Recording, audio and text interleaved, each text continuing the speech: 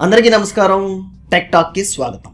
ఈరోజు మనం ఒక గ్రేట్ టాపిక్, జావాలో డేటా స్ట్రక్చర్స్కి సంబంధించిన కాంపోనెంట్స్ ఏంటి, అవి ఎలా యూజ్ అవుతాయి, ఎంత ఈజీగా వీటి మీద ఫోకస్ చేసి మనం నేర్చుకోవాలనే విషయాన్ని మీ ముందు షేర్ చేయడానికి వచ్చాను. వీడియో నచ్చితే సబ్స్క్రైబ్ చేసుకుని సపోర్ట్ చేయండి. Quickly we go. Data structures అంటే ఏంటి అసలు? జావా ప్రోగ్రామ్ తీసుకోండి, పైథాన్ తీసుకోండి, C++, మైక్రోసాఫ్ట్ C# లాంగ్వేజ్ కానీ ఏ ప్రోగ్రామింగ్ లాంగ్వేజ్ తీసుకున్నా కూడా డేటా స్ట్రక్చర్స్ అనేది ఒక కామన్గా ఒక డేటాని మనం ఏ విధంగా అరేంజ్ చేసుకుంటాం. It's like a structures. సింపుల్గా మీరు ఇంకొక ఎగ్జాంపుల్, రియల్ వరల్డ్ ఎగ్జాంపుల్ దాన్ని ఆలోచించవచ్చు. ఇదేంటంటే, ఒక బిల్డింగ్ ప్లాన్ చేసేటప్పుడు బిల్డింగ్ స్ట్రక్చర్ అంటాం మనం. ఒక అవుట్లైన్, అసలు పిల్లర్స్ లైక్ రూమ్స్ ఎలా వస్తాయి, కారిడార్ ఎలా వస్తుంది, అదేవిధంగా బాల్కనీ కానీ ఈ ప్లేసెస్ అన్నిటిని మనం ఒక అవుట్లైన్ డయాగ్రామ్ లాగా మనం ఎప్పుడైతే చూస్తామో we call it as it's a structure. అంటే మనకున్న ప్లేస్లో ఆ అరేంజ్మెంట్ని మనం ఏ విధంగా చేసుకుని కంఫర్టబుల్గా మనం బిల్డింగ్ని కన్స్ట్రక్ట్ చేయగలము అనేది మనకి ఒక అవగాహన.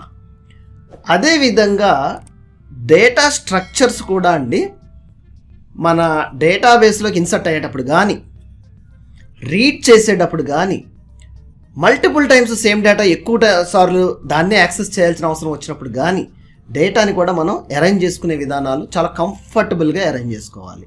లేకపోతే అప్లికేషన్ యొక్క పర్ఫార్మెన్స్ చాలా డీగ్రేడ్ అయిపోద్ది అనమాట యాక్సెస్ చేసేటప్పుడు, రీడ్ చేసేటప్పుడు.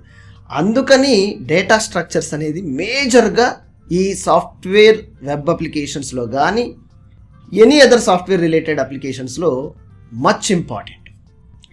ఇక్కడ దీని ప్రాముఖ్యతలో multiple like group of data ఐటమ్స్తో మనం డీల్ చేస్తాం.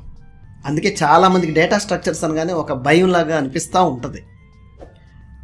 బేసిక్స్ నుంచి కూడా అసలు డేటా అంటే ఏంటి, దీన్ని అరేంజ్ చేసుకునే పద్ధతులు ఏంటి, ఈజీగా మనం యాక్సెస్ చేయటానికి బిల్ట్-ఇన్గా ఉన్న ఆల్గరిథమ్స్ ఏంటి తెలుసుకుంటే ఎస్ చాలా ఈజీ అండి. స్పెసిఫిక్గా జావా గురించి మాట్లాడుకుంటే, జావాలో ఈ డేటా స్ట్రక్చర్కి సంబంధించిన బిల్ట్-ఇన్ లైబ్రరీకి సంబంధించిన ఆల్గరిథమ్స్ కానీ లైక్ ప్రీ బిల్ట్ అంటారు, అంటే రెడీగా ఉంది, దాన్ని మనం ఎట్లా యూజ్ చేసుకోవాలో తెలుసుకుని దాన్ని అప్లై చేస్తే సరిపోద్ది ఈ మెథడ్స్ అన్నిటిని. వీటిల్లో కొన్ని నేను మీ దృష్టికి తీసుకొస్తాను. Array list items, like list items, linked list, like previous నుంచి నెక్స్ట్ సెల్కి ఎలాంటి లింక్స్ మనం ఎస్టాబ్లిష్ చేయబోతున్నాం, కనెక్టివిటీ అనేది అనమాట. అదేవిధంగా hash map, the mapping between the data items which are carry forwarding, hash సెట్లు. వీటిల్లో కామనైజేషన్ అంటే ఏంటంటే గ్రూప్ ఆఫ్ డేటానే, అన్నీ కూడా గ్రూప్ ఆఫ్ డేటానే, లైక్ మన డేటా స్ట్రక్చర్స్లో డీల్ చేసేది. వీటిల్లో ఈ గ్రూప్ ఆఫ్ డేటాలో మధ్యలో ఐటమ్ని ఎట్లా యాడ్ చేయాలి, ఇన్సర్ట్ ఎలా చేసుకోవాలి, డైనమిక్గా ఒక్క ఐటము 2 ఐటమ్స్ అని కాదు, మీకు నచ్చిన ల్యాక్స్ ఆఫ్ డేటా ఐటమ్స్ అయినా సరే కొన్ని తీసేయాలనుకుంటే ఎలా రిమూవ్ చేయాలి, on flow of transactions, how you will pick, how you will remove, how you will add. ఇవే టెక్నిక్స్. ఈ టెక్నిక్స్ జాగ్రత్తగా ఒక్క కాంపోనెంట్ మీద మీరు కరెక్ట్గా నేర్చుకుంటే ప్రాక్టికల్గా మిగతా అవన్నీ కూడా చాలా ఈజీ అండి. ఎప్పుడు ఈజీ? ప్రాక్టికల్గా మీరు ఒక్కదాన్ని అప్లై చేస్తూ ప్రాక్టీస్ చేస్తూ నేర్చుకున్నప్పుడే. సో లిఫో ఫిఫో టెక్నిక్స్ అంటారు, అంటే క్యూస్లో బాగా ఉపయోగపడతాయి. Last in first out, first in last out.